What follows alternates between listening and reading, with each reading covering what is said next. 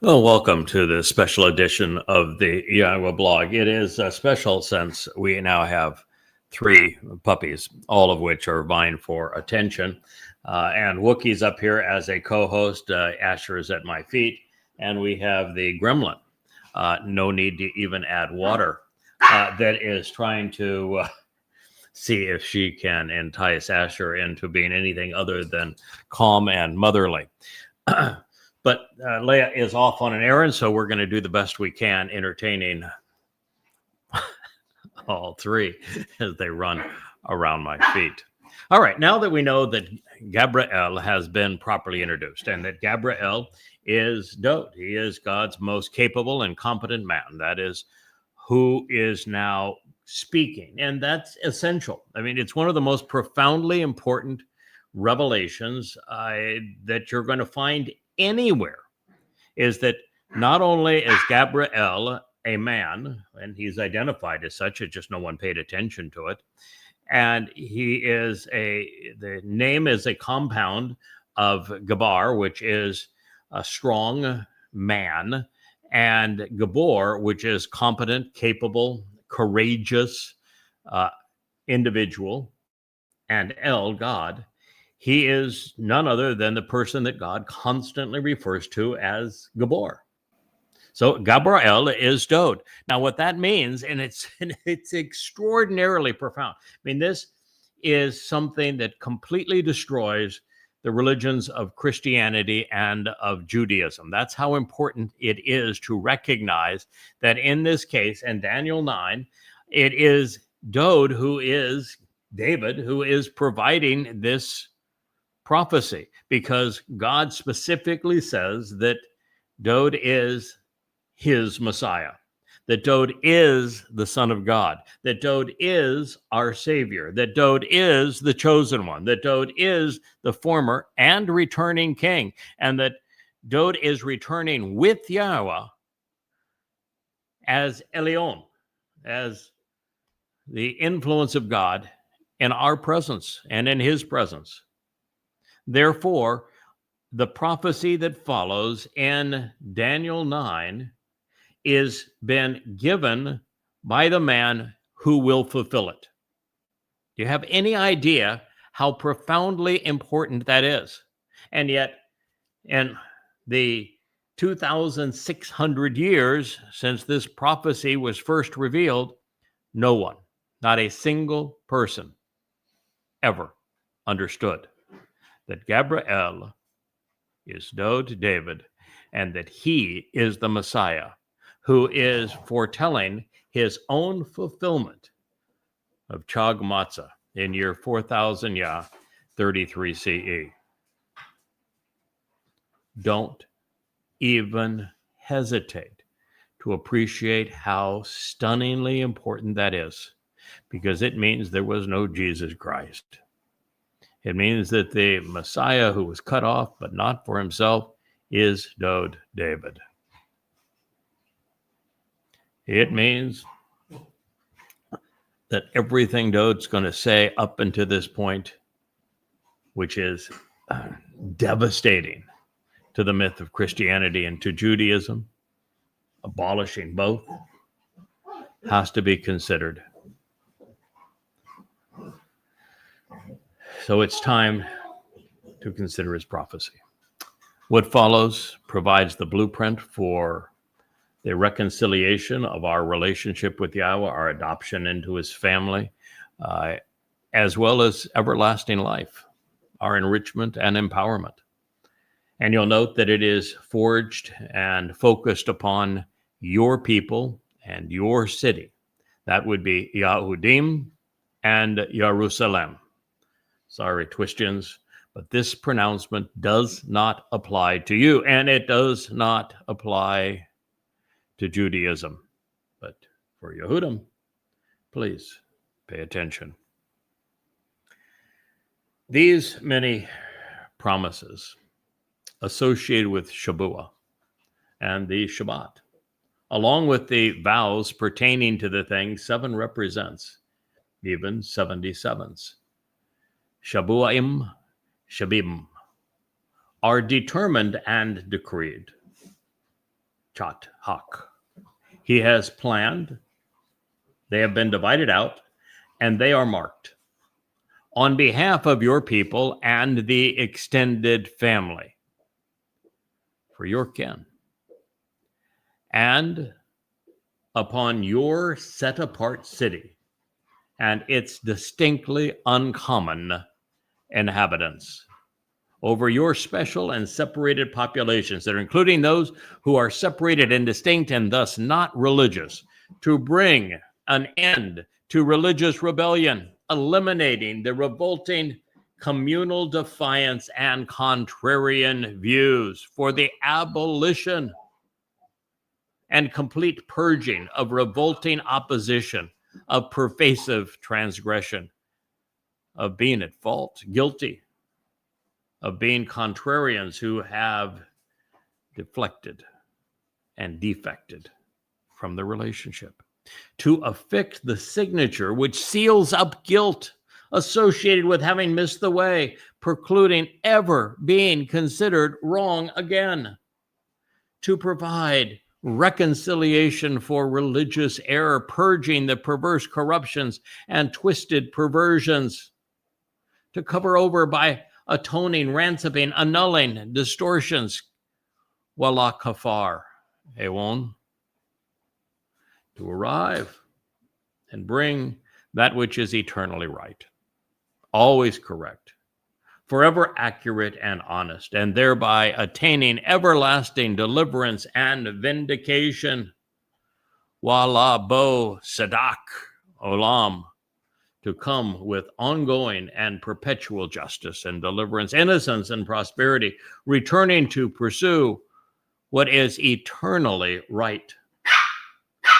to provide a personal seal and signature to revelation, confirming and completing these communications, wala chatam, chazon, wanabi, to confirm and complete the visual communication from God about the future, and to prophecy, to the prophet, while also anointing the Most High, YAHOWAH MUSIC Kodesh. I said Most High, I meant to say most set apart, excuse me, while also anointing the most set apart, YAHOWAH MUSIC Kodesh, to consecrate, dedicate, and prepare, separate, as separate and special, distinctly different and uncommon. Daniel, my God judges, Daniel 9:24. I'm going to go back in and highlight some of the insights here, and then we will move on with this statement. It is one of the least understood, the most profound in human history. The very Son of God, our Messiah, Dowd David, the former and returning King, our Savior, the one who wrote of his own crucifixion, which would transpire in 33 CE or 4,000 Yah, just prior to him providing the exact date that he would fulfill Chag Matsah, Pesach, Matzah, and Bakurim, is making a statement of all that is going to be accomplished by his sacrifice. This is exceedingly bold. This is the man who is our Savior and our eternal King, a prophet, Dowd, telling us all that is going to be accomplished by the collaboration between he and Yahweh in year 4,000 Yah 33 CE. So first of all, he's telling us that Shabuah is going to be a result of what he accomplishes by being set apart, which is the fulfillment of Chag Matsah, the very thing that makes it possible for all the other things that are said in this statement to occur, is the fulfillment of Matzah. So Shabuah happens because of Chag Matsah, of the many promises associated with Shabuah is also the very next Mowed and Miqraey to be fulfilled. Not only is Shabuah a Bekurim harvest, meaning that it is a result of what Dowd has achieved on Chag Matsah and Bekurim in 33 CE, or 4,000 Yah. Shabuah is the beginning of the time of Israel's troubles. It begins in 7 months from now. Shabuah is also the harvest of those who will play such an enormous role in enabling the education and even equipping and purging this final remnant of Yisrael so that they are prepared for Dowd's return. Shabuah is the place where they are gathered, they are enabled, they are made so much more capable and empowered, enriched to perform in this way. It happens on Shabuah, and the fulfillment of Shabuah from a harvest point of view, so that God's people are empowered and enabled to return and accomplish this work, will occur on Shabuah, the 11th of June, 2027, while the time of Yaakov's troubles begins on Shabuah, and 2026, which is May 22nd of that year, both on a Shabbat, which is what this says. Promises associated with Shabuah and the Shabbat. They are enabled by what Dowd is going to accomplish. Along with the vows pertaining to the things 7 represents. God's plan plays out over 6 + 1 = 7 periods of time. Dowd lived in the midst of that. We were booted out of the garden in year 0 and year 2000. The narrative that explains how we are going to return by way of the covenant is presented along with the dress rehearsal for Passover with Abraham and Yitzhak. 2,000 years later, we have Dowd himself fulfilling this very prophecy in 33 CE, as he will designate it, that enables our return to the covenant, that provides the benefits of the covenant. And this is something that plays out over these 7,000 years, because 2,000 years from 33 CE is 2033, when Dowd will return with YAHOWAH. That means the rabbis are off by 197 years. They're off so much on everything. That's just one of 10,000 things they're wrong about, including Dowd, including this prophecy, including Gabriel. They're like the rest of the numbskulls that think he is an archangel. So 7 represents, and even 77's part of the timing of this prophecy, are determined and decreed, has been planned out, divided, and marked. God marks these occasions in time. He is intervening on a very specific schedule, and he has determined that schedule. He has divided time into these 3 segments of 40 Yobel, or 2,000 years, followed by 1,000 years here on earth as we live out our return to the garden during Sukkah, the 7th of the 7 Mowed Miqraey. On behalf of your people and extended family, this is to honor a promise that God made to Abraham.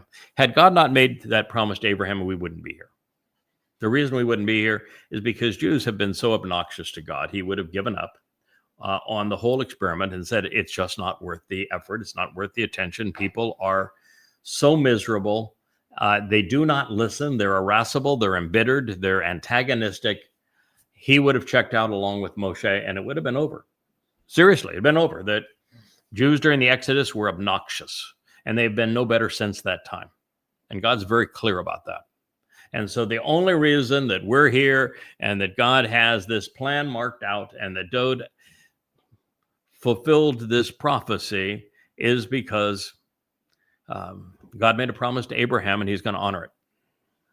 And we're here to see that he does.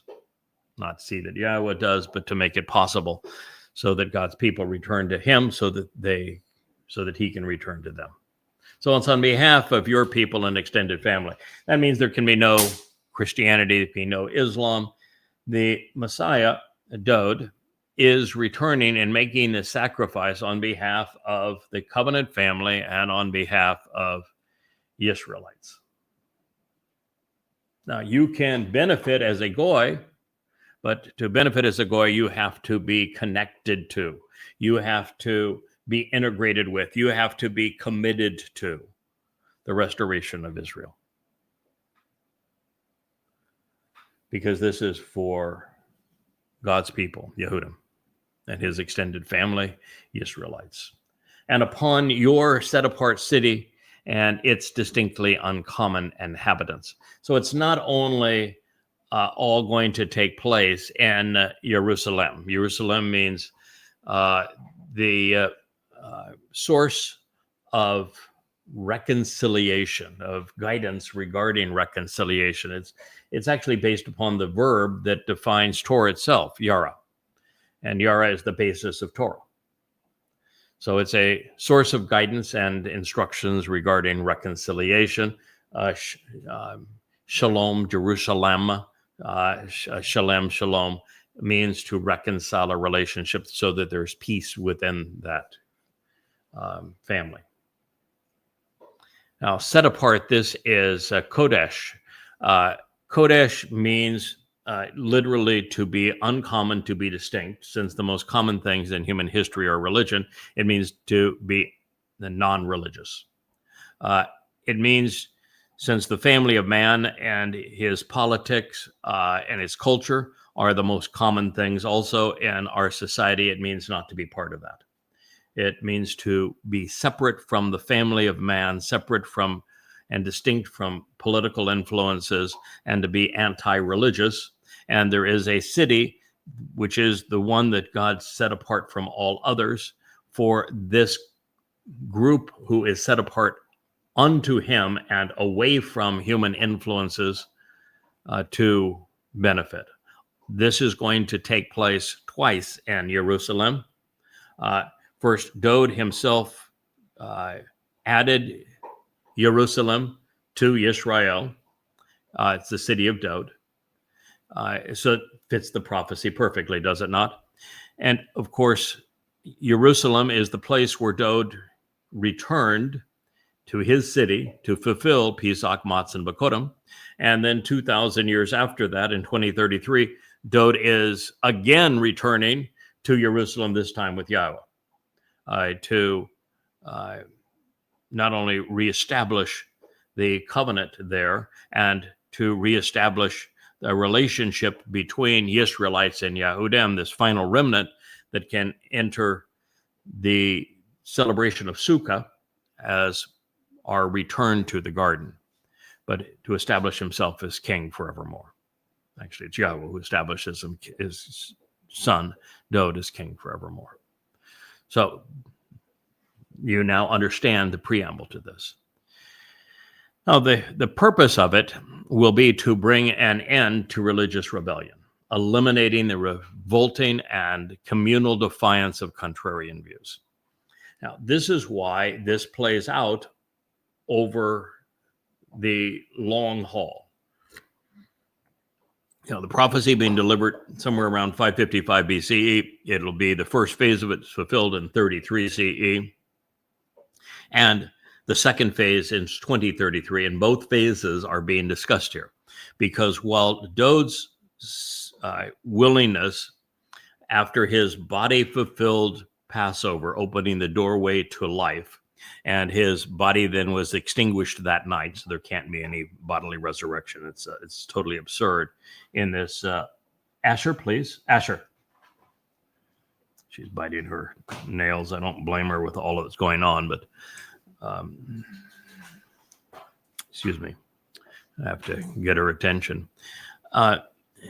So Dowd's sacrifice, his Bashar body fulfilling Passover, and then his soul, Nefesh, carrying our guilt with him into Sheol on Matsah to perfect us, to remove our guilt, which is what this will be saying and accomplish.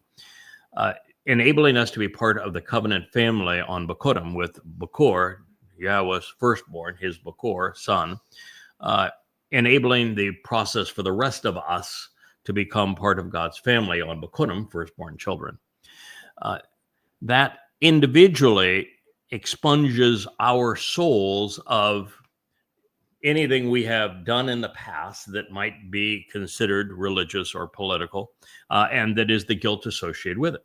But this brings a complete end to it. Well, that brings an end to it for the individuals who accept what Dowd has accomplished through Yahweh.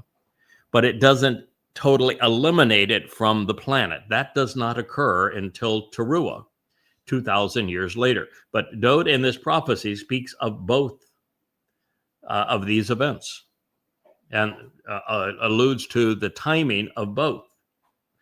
And so it is on Towrah that God completely expunges religion and communal defiance and contrarian views. They are completely eliminated. And they're eliminated in two ways on Towrah. First, Yahweh dispatches 4 chariots. The red one stays in Jerusalem. That is for the Adamah Parah, this bloody red man of the earth, who is a productive bull. And he is the sacrifice. There's a black chariot that picks up all of the Jews who have remained religious and defiant and contrarian. So anybody practicing Judaism, anyone who is a very secular, Marxist, progressive Jew, being defiant in their politics, they're all put in the black chariot. They're taken off to Sheol. Then there is a white chariot that brings everyone who has done nothing worse than what God would consider a mistake by omission rather than commission.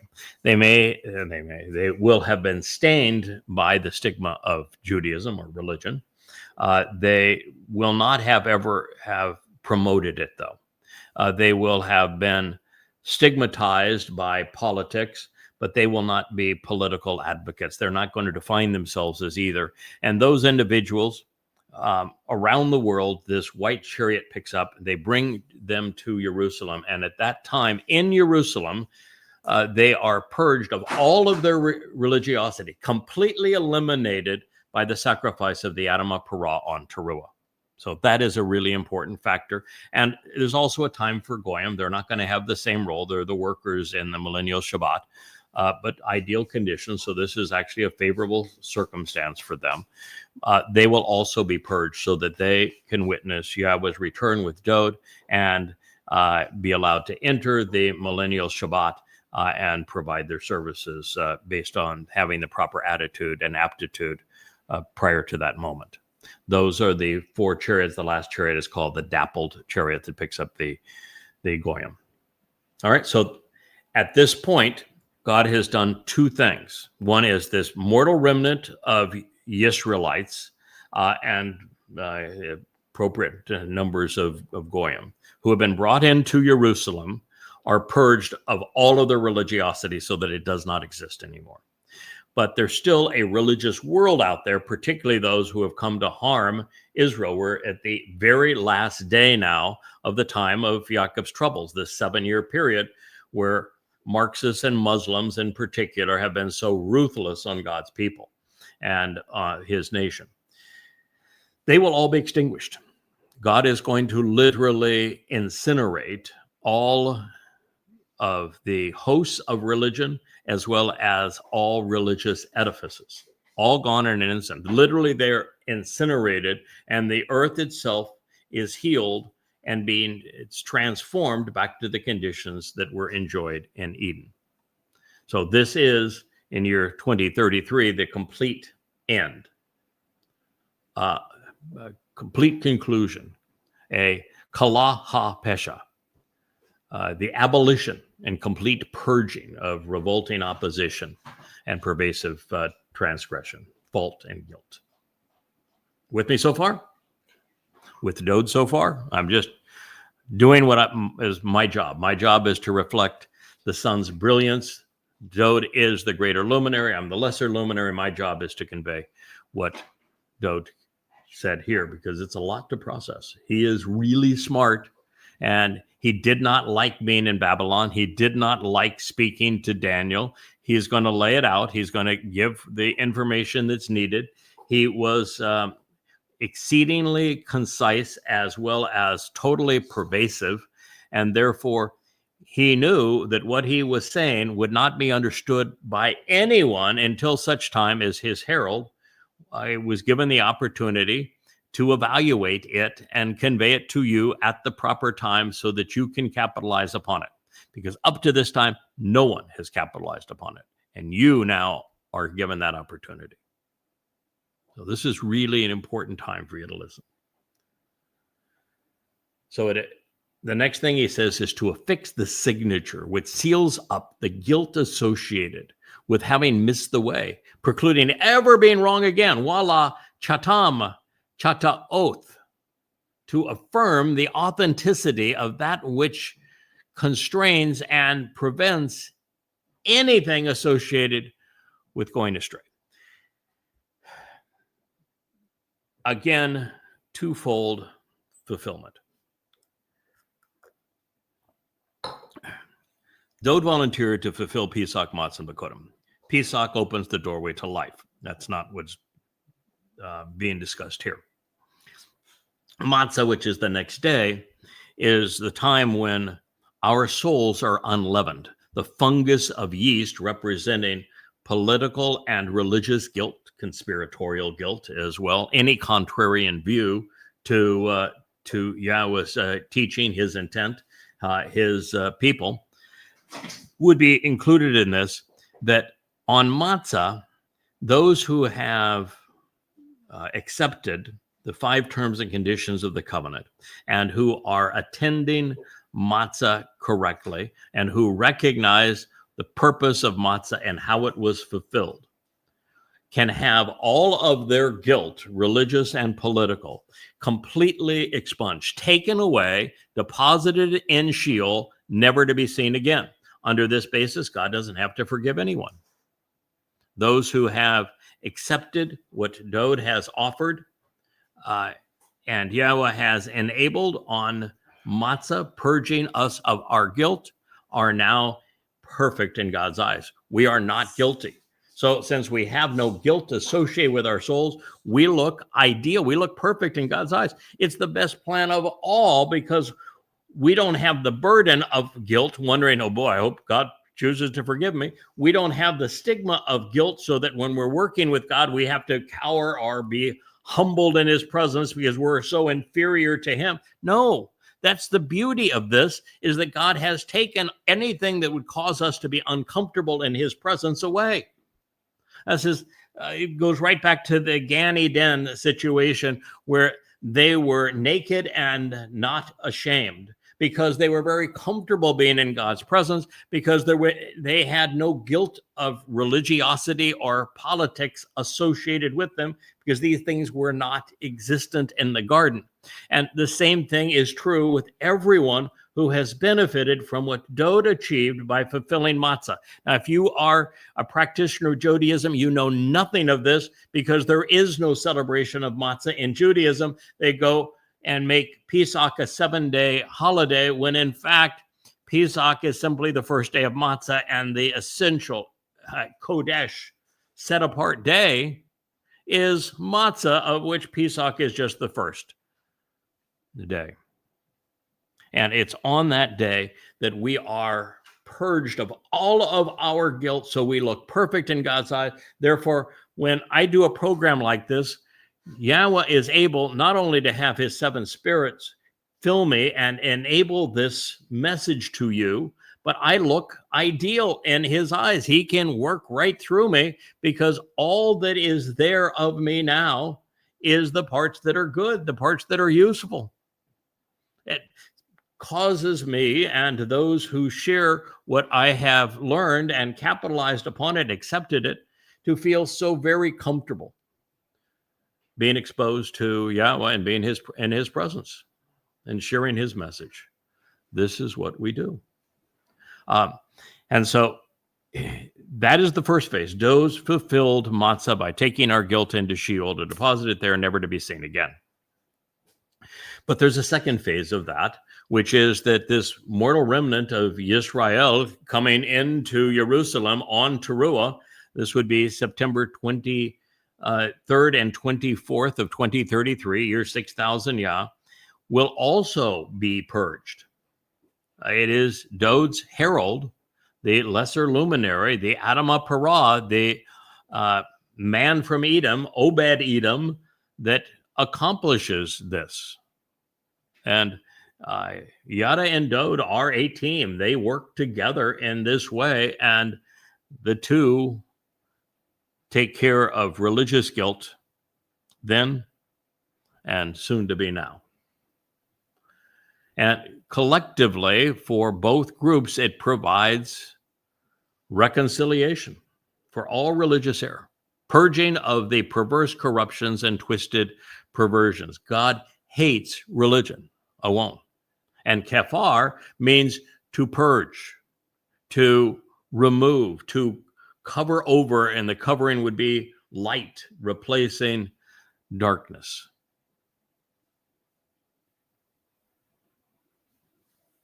That's the message.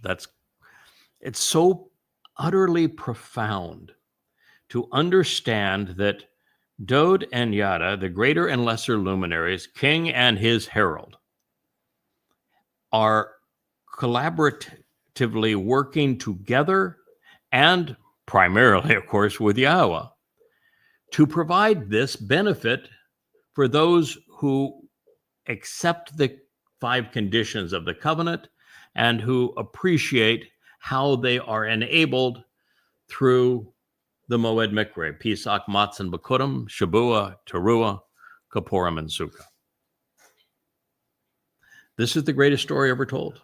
Yeah. And right now it is being conveyed to you 2,600 years ago by the man who would fulfill the first 3 Mowed Miqraey, Pesach, Matzah, and Bikurim, as explained to you by the man who will fulfill the next 2 on behalf of the final 2, Shabua and Teruah, so that Dowd and YAHOWAH can return as king and God on Kippurim, and we can re-enter Eden, purged of guilt, on Sukkah.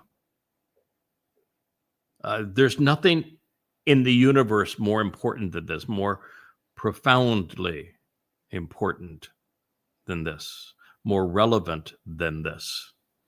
And none of this can be capitalized upon or even understood in Christianity, in Judaism, in Islam. It is only available to those who have returned to YAHOWAH, know and accept his name, YAHOWAH, know and love and respect his beloved son, Dowd, who has been corrupted to David, appreciate the conditions of the Bereth covenant, and answer the invitations to attend the Mowed Miqraey in the appropriate way.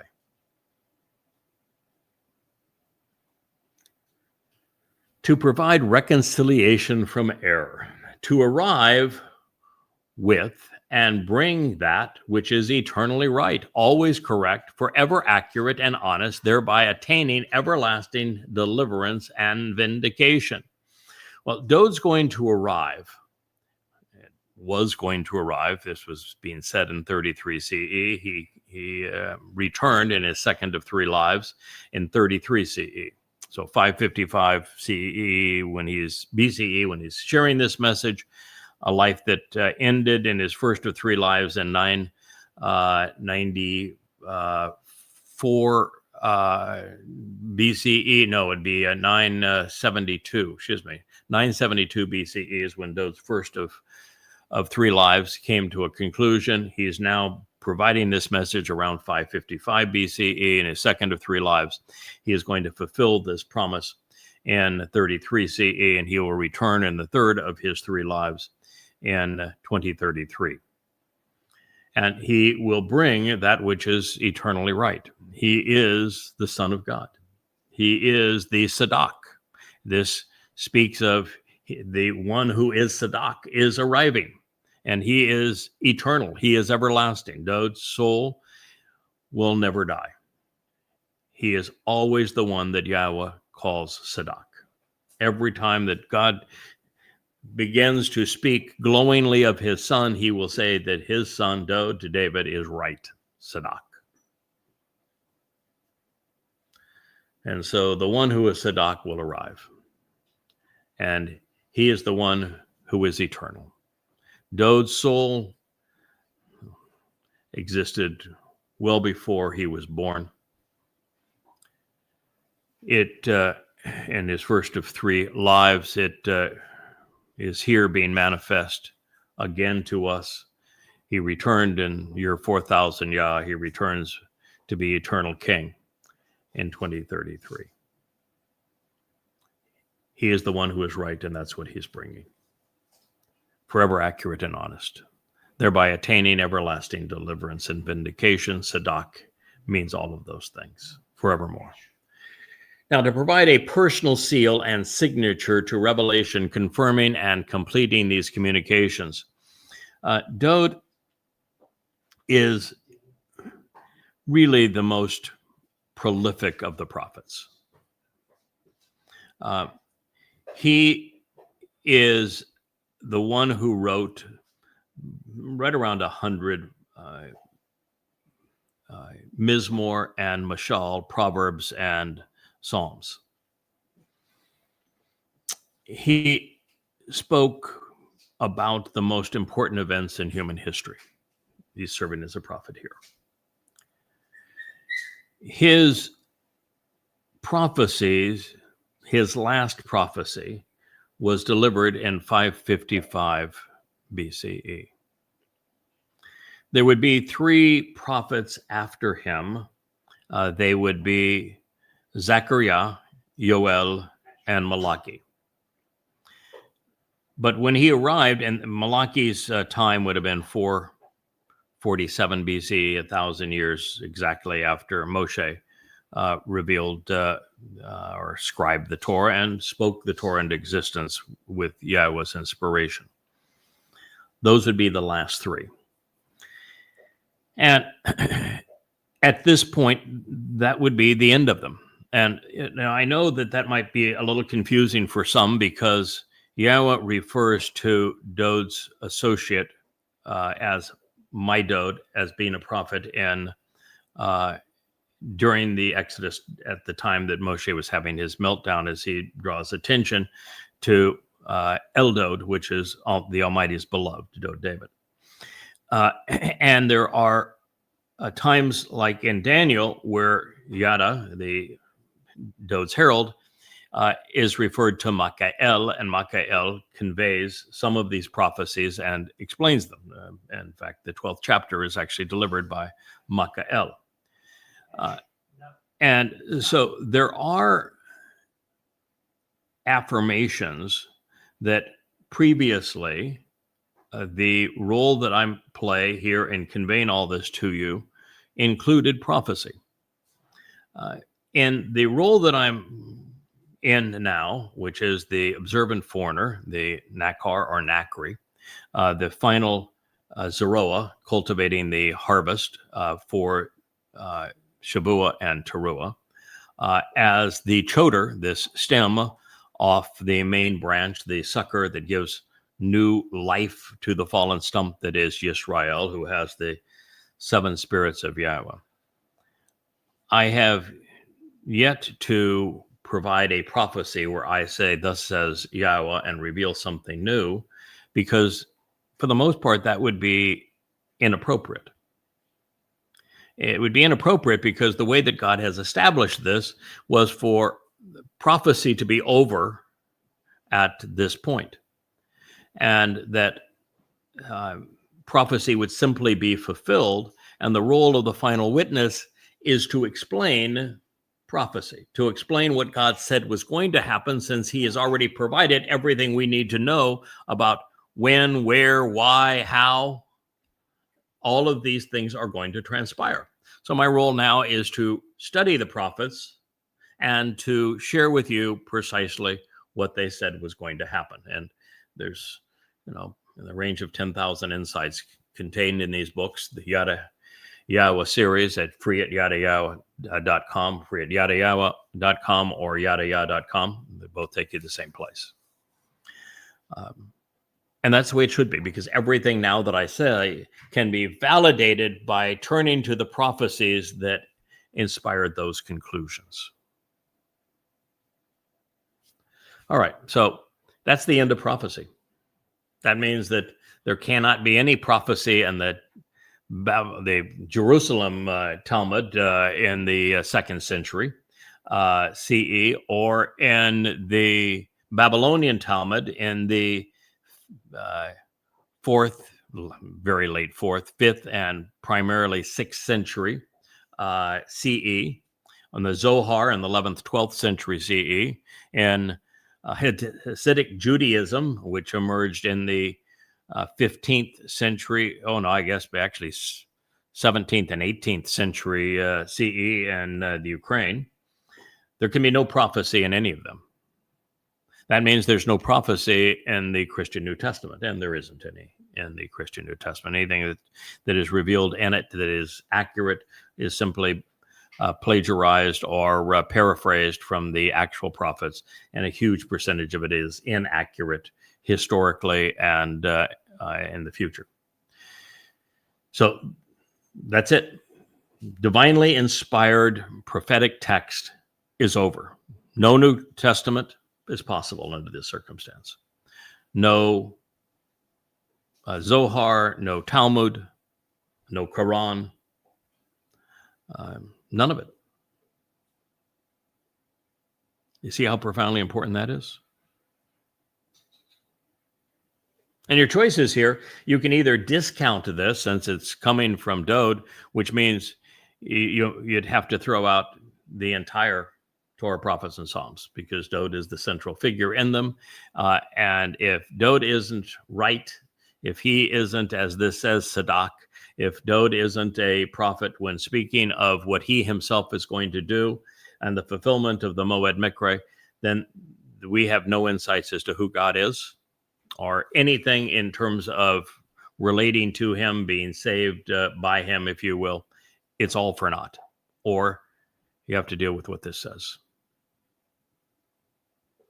And since there is so much prophecy in this, and some of it is so enormously exacting, right to the precise date, God actually proved that he inspired Dowd as Gabriel to deliver this prophecy. It is one of the most profoundly exacting prophecies ever issued. And therefore, since God proved his inspiration of this through Dowd David, you only have one informed and rational conclusion, and that is that there could not have been a New Testament, a Talmud, a Zohar, or a Quran. They're all for naught. Particularly one that claims a Christ, since this is the Messiah speaking. Completing the complete end to these kinds of revelations, confirming these communications and to prophecy, Wa Nabi. And it will also anoint the Most High. Now, Dowd is Mashyach. This is Mashyach. This is to anoint. Dowd, according to Yahweh, is the most set apart. I think I said Most High again. Most set apart is the correct terminology. And since Dowd is the most set apart, he's the Kodesh, he's the chosen one. For you, it's undeniable. And in the 89th Mizmor, Yahweh even says that he anointed Dowd with his own set apart oil. So this is something that is impossible to... hey! Excuse me.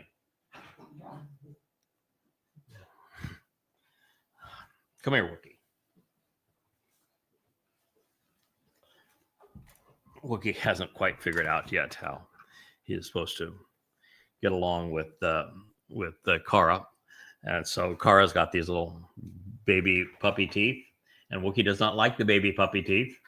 And so he says, don't do that to me. So there we go. An end to prophecy. So if you're going to draw a future Messiah from this prophecy and claim that he is your guy, then he can't be a prophet. I'm sorry. That's just all there is to it. And that he is Mashyach. He is anointed. Now, at that point, you have to say, not only anointed, but the most Kodesh, the most dedicated, prepared, separated, special, distinct, different, unique, uncommon of all people who was anointed. And there's only one person that meets that criterion. So David. It's not questionable. It's not, well, that's your interpretation. No, it's overwhelming, black and white. There is no mention of a Jesus in prophets, not one. No mention of a Christ in prophets, not one. And Dowd is constantly presented as the most important person in God's plan, as the Kodesh. And he's going into the Kodesh as the high priest on his return in 2033. And the first order of business is to anoint the mercy seat of the Ark of the Covenant. And once you realize it is the Ark of the Covenant that is being anointed by the man who fulfilled Chag Matsah and Bakurim on Kippurim, you got no room for Judaism or Christianity. They're all gone. It's just totally gone. I mean, can you process that? Christianity has Matzah being do-nothing day, when it's the day that Dowd took our guilt into Sheol, the day that he fulfilled this very prophecy. And in Christianity, he's napping in the tomb because, well, the Christian God is no bigger than a man and no more powerful than men either because, well, according to Christianity, men killed their God. And he was just snoozing away on the Shabbat of Matzah, when in fact, this is the time that Dowd took our guilt into Sheol to perfect us. So it's just over. There's zero possibility you can have this prophecy in Christianity, and without this prophecy, there is no Christianity because there's no basis for a Christ. Seriously, it's that black and white. And of course, there is no basis for Judaism because Judaism was established by Rabbi Akiba and his false Messiah in 133 CE, 2 Yobel, or 100 years late, completely missing all of this, just a complete and utter dunderhead. And when Maimonides tried to codify the 13 principles of Judaism, he missed the central part of the whole story. First, he got the timeline completely wrong, and he missed the key aspect of the story, which is that the Son of God and the Messiah, former and returning King, who is our Savior, is David, and that he told us exactly when he was going to fulfill Matzah. He missed it all. So this is Dowd's story. Gabriel, explaining why he was willing and able to fulfill the decree that Yahweh had made to his people through the 7 Miqraey invitations to be called out and meet with God. With his arrival in Jerusalem in advance of Pesach, Passover, and then again on Kippurim, he has and will bring an end to the consequence of religious and political rebellion and contrarian views. With him serving as our lamb and our shepherd, God's people will never stray again. Our souls are perfected. The relationship is reconciled on these occasions. Yisrael will be right forevermore, becoming eternally vindicated. This is the summons of, I should say, the summation of all prophecy. This is the fruition of God's promises. They begin and they conclude with Dowd, particularly as he anoints the mercy seat of the Ark of the Covenant. the Kipporeth, on the Kodesh Kodesh of God's home on Yom Kippurim, such that we can celebrate Sukkah on our return to the garden. It's why the story in 2 Samuel 6 is so important, because Dowd gave up on getting the Ark of the Covenant positioned where he could do this. And it was all because somebody got in the way of the bull bringing the Ark of the Covenant into Jerusalem. And Dowd didn't like the way that Yahweh responded to somebody trying to mislead others regarding his story and how he was going to fulfill it. And so God said to Dowd, you need a timeout.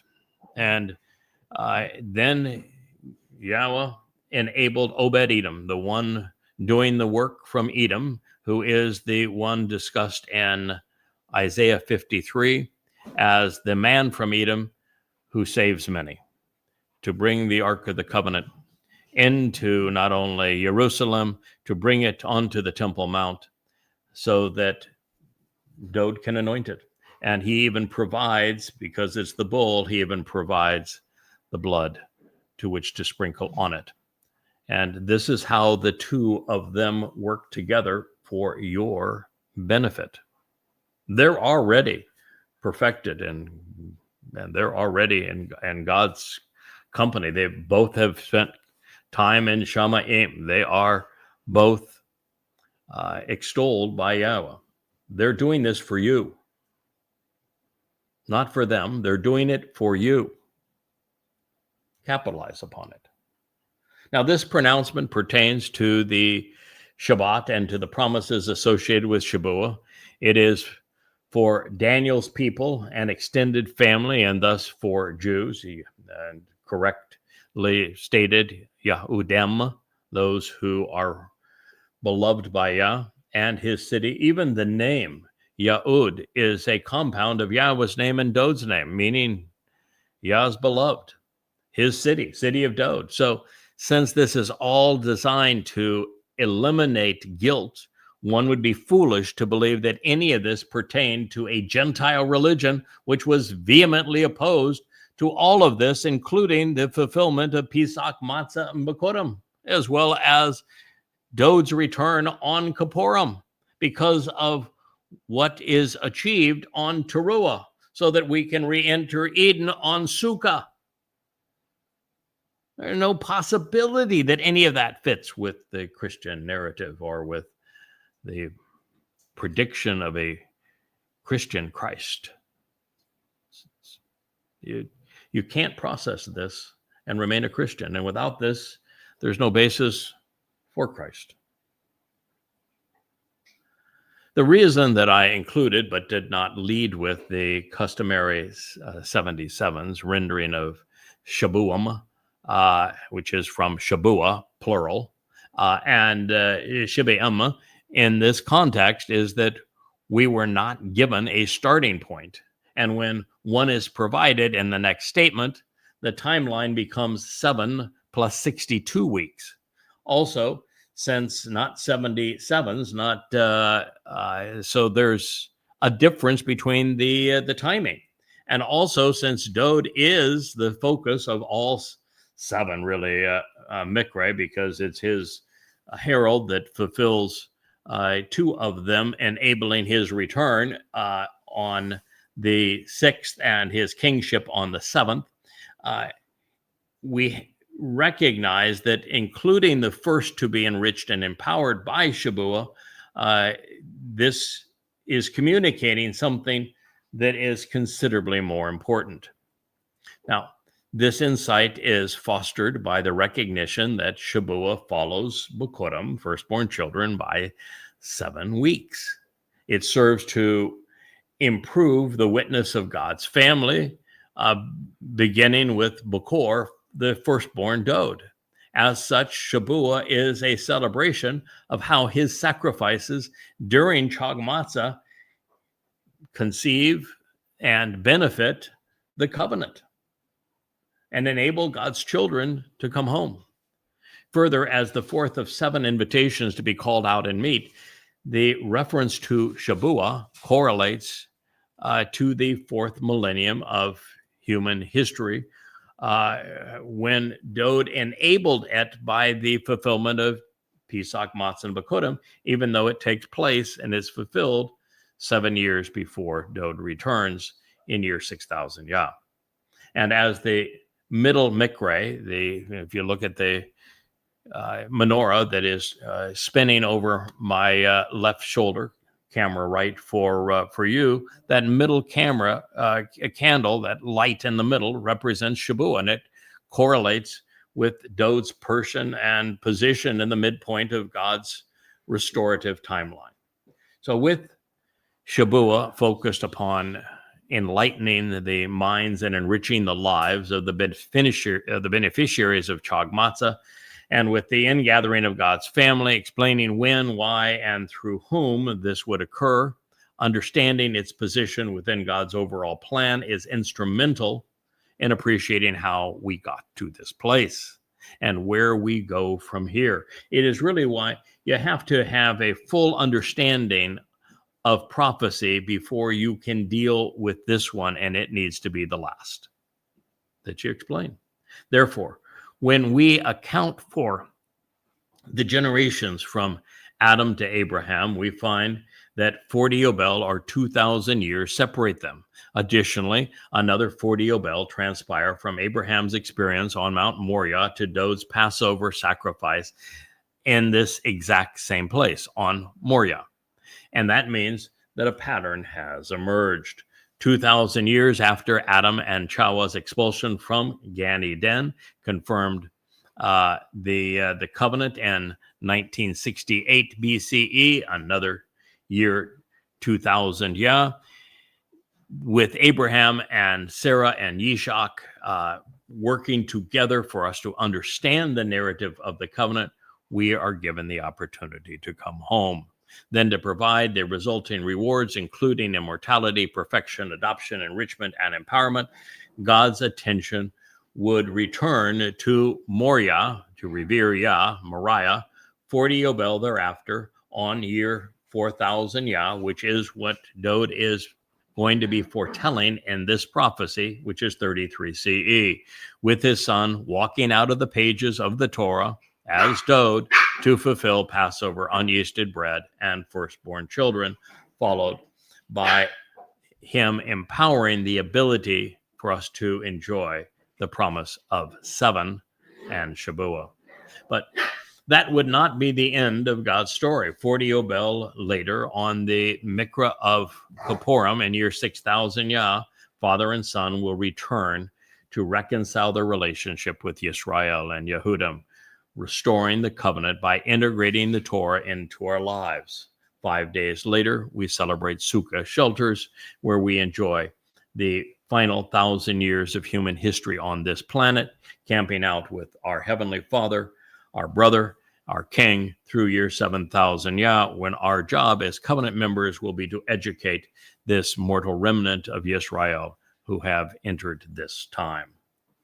Now, along these lines, the 7 days of creation, the depiction of the Shabat as 7 days, the 7th day, the number of invitations to be called out and meet, this Miqraey, which are 7. Indeed, the history of humankind estranged from God out of the garden, and then our time back in the garden.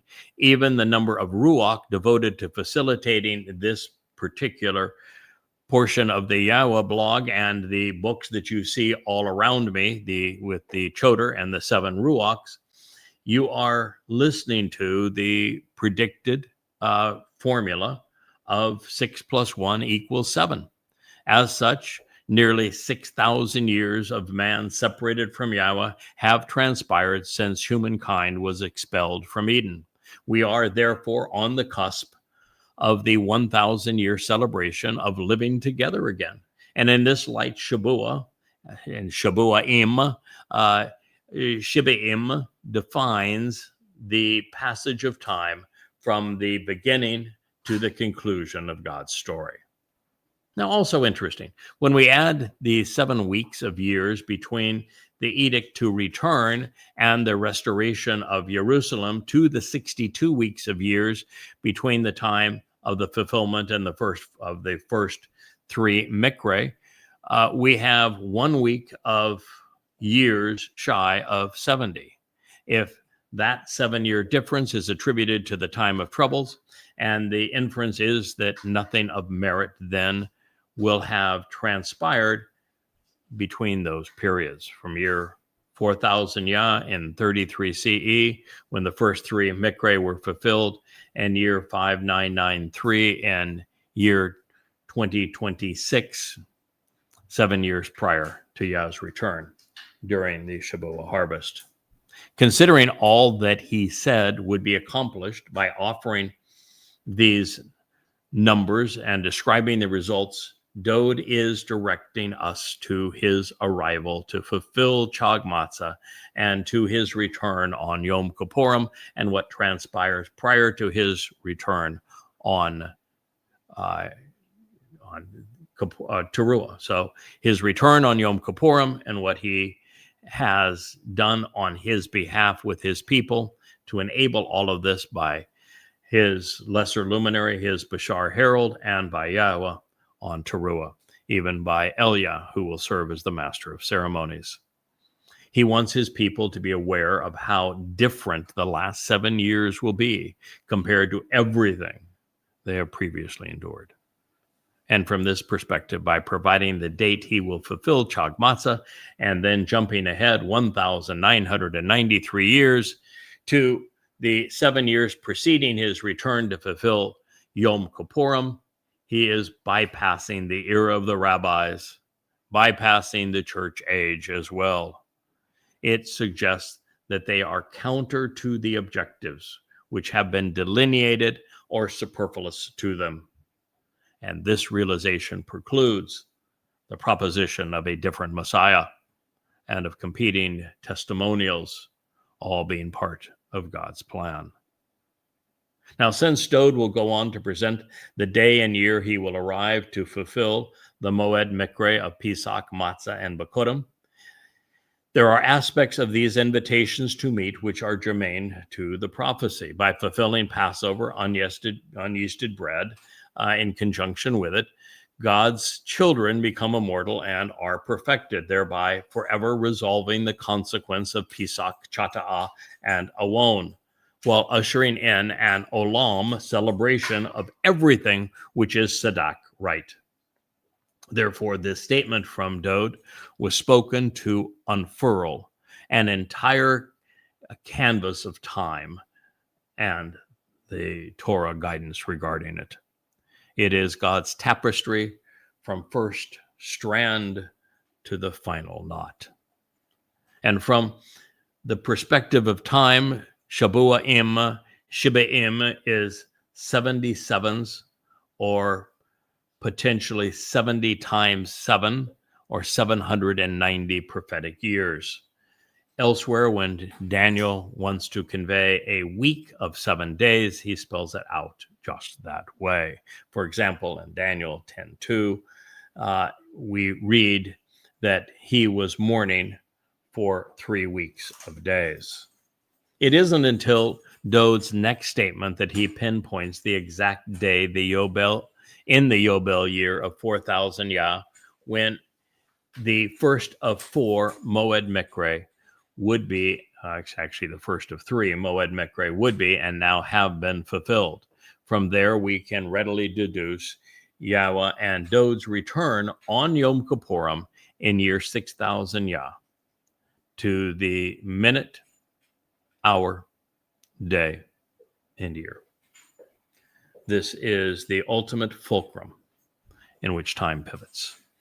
We can also turn back the clock 40 Yobel from year 4000 Yah to ascertain when the Bereth covenant was narrated between Yahweh, Abraham, Sarah, and Yitzhak. Another 40 Yobel back in time takes us to the day Adam and Chawah were exiled from the garden, establishing the year Yahweh's 7,000-year calendar began to unfold. Now, of course, it's also interesting to travel back in time to the midpoint between Adam and Abraham, 20 Yobel from each, because we arrive at Noach's birth in advance of the flood. Similarly, by splitting the difference between Abraham and Dowd's sacrifice as the Pesach El, we are directed to the cornerstones that was laid for the home for Yahweh's name, the first temple in 3000 Yah, 968 BCE. Digging deeper, there are some interesting subtleties associated with Charak, determined and decreed, which we should consider. It is a precise computation of time. God has a plan. It has been marked out for us in the Torah, Nabi. It is and will play out on his schedule on the days that he has determined. This is because time, from Yahweh's perspective, is divided and segmented, with one event separated from the next by an exacting measure. And God is resolute in his resolve to see his plan through. There will be no hesitation, equivocation, or delay. You're either on his schedule or none at all. Also relevant, since the dates of the Mowed are determined every year with Passover, unyeasted bread, and firstborn children celebrated on the 14th, 15th, and 16th day of the first month of Abib, we should expect that Dowd's revelation will lead us directly to Pesach in the fulfillment of Pesach, Matzah, and Bikurim in the Yobel Shana of 4000 Yah. And as such, God assuredly knows when and where he is going to fulfill his promises. And since he provided us with the means to determine these dates, we are privy to what he knows because he wants us to know it as well. There is no justification or excuse for the random dating of Maimonides. He just flat out missed it. I was too preoccupied with being a big shot in the Islamic world. And he thrust totally ignorant conclusions on an unsuspecting audience who have not wised up in all of this time. So here in the early fall of year 2022, as we approach, and now we have passed Sukkah this year. This is now 2025 that I'm speaking to you at this point. We're in year 5992 Yah. We are just now 8 years remaining, less than 8 years actually, before Yahweh's return with Dowd on Yom Kippurim in year 6000 Yah. Sunset in Jerusalem, 6:22 p.m. local time on October 2nd, 2033. Therefore, the Rambam was wrong on all accounts. Creation occurred 14 to 15 billion years ago, not in 3759 BCE, as he claimed. Further, the expulsion from Gan Eden to marking year 0, Yah, transpired in 3968 BCE. A new year begins on the 1st of Abib in the spring, not when the Babylonians observed Rosh Hashanah. But since the rabbi was more impressed with his own calculations and genealogies established than the genealogies established in the Torah for this precise purpose, it is his sanctification of the moon scheme that has led Jews astray for over 800 years. So when Yahweh inspires one of his prophets to say, Ana, for your people, he is almost always addressing Yisra'el and Yahudim. Not only is this affirmed by the constant references to throughout the Torah, also means family. Therefore, the plan Yahweh is unfurling would be designed in support of the covenant he established with Yisrael, beginning with Abraham and Sarah. Yahweh's focus, of course, is on Jerusalem, the source of guidance on reconciliation. The Kodesh, set-apart city, therefore, not only denotes the location where these prophecies would be fulfilled, but also for whom? Towrah, that enables Kippurim, and then Sukkah takes place around the Temple Mount in Jerusalem. It is the most Kodesh set apart place on earth. It is in Jerusalem that Yahweh made it possible to be separated from Pesach, Matzah, and Bikurim. Excuse me just one second. I don't know why Asher has just gone nutsoid on eating her paws, but she was as ruthless towards them as I think I've ever seen. So we will have to complete this show, and I will have to try to deal with her. But it is important that you know that everything takes place in Jerusalem. There is no Vatican in the Torah, nor even in the ridiculous Christian New Testament. Rome is the enemy of God's people. God has no church. It all comes back to Jerusalem. It's the city of Dowd. And it's what Dowd will accomplish, has and will accomplish in this place as the one who is Sadak, as the one who was chosen, as the one who was anointed Messiah. And I think on that note, we will conclude this program. We will continue to talk about everything God had to say through his beloved Son in this most amazing prophecy as we continue in our next program. Thank you so much for listening.